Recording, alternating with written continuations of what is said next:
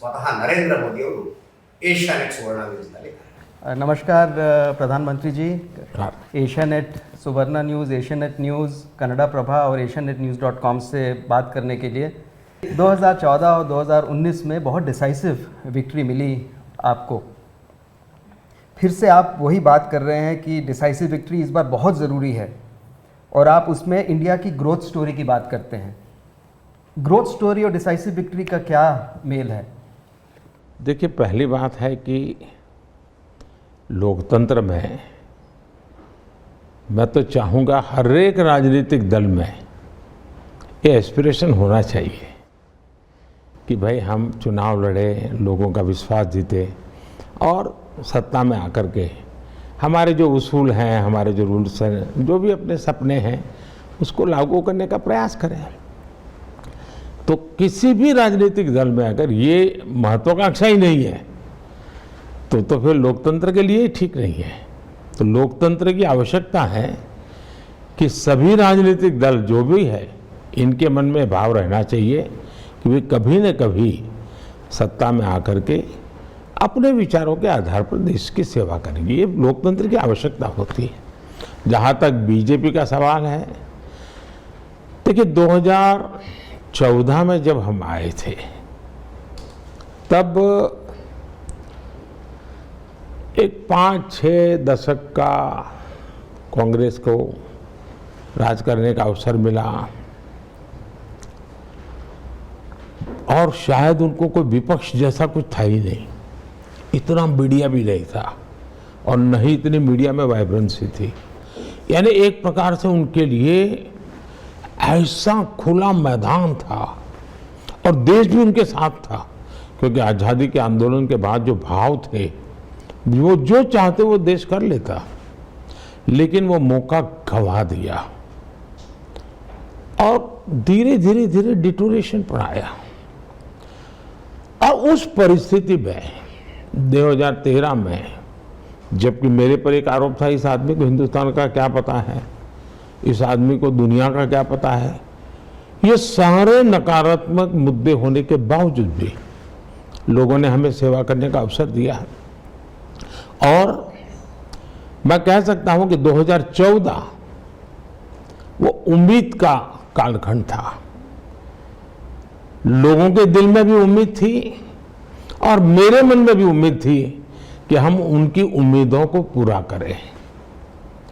और 5 साल में सरकार चलाना मतलब मैं शासन नहीं करता हूं, मैं सेवा करता हूं.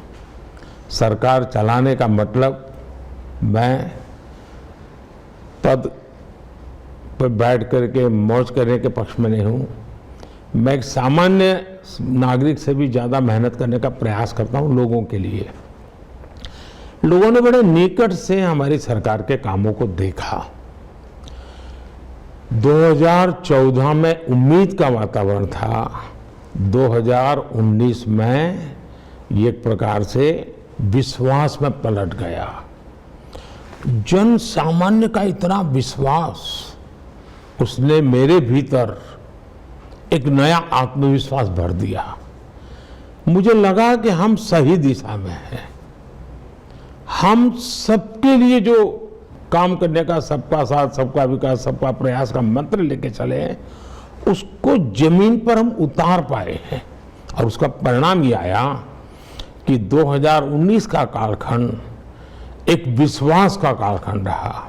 और आज जब मैं 2024 में देशवासियों के पास गया हूं तो मेरा 13-14 साल का एक राज्य के मुख्यमंत्री नाते अनुभव, 10 साल का प्रधानमंत्री के नाते अनुभव और इसमें किए हुए कामों के आधार पर मैं कह सकता हूं कि मैं इस बार गारंटी लेके गया हूं.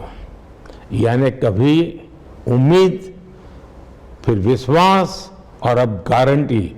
और जब गारंटी होती है ना तो बहुत बड़ी जिम्मेवारी होती है.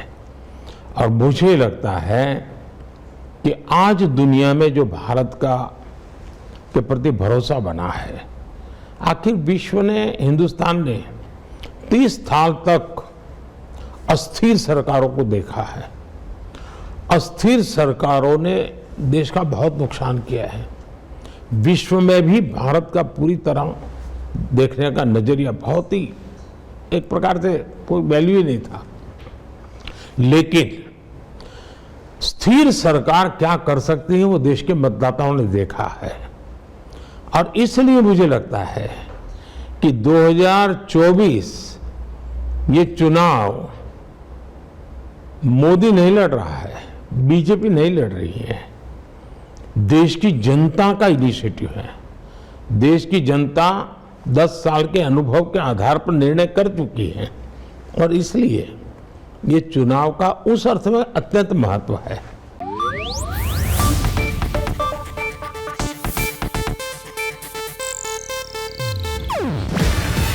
ಇದು ಏಷ್ಯಾನೆಟ್ ನ್ಯೂಸ್ ನೆಟ್ವರ್ಕ್ ಪ್ರಸ್ತುತಿ.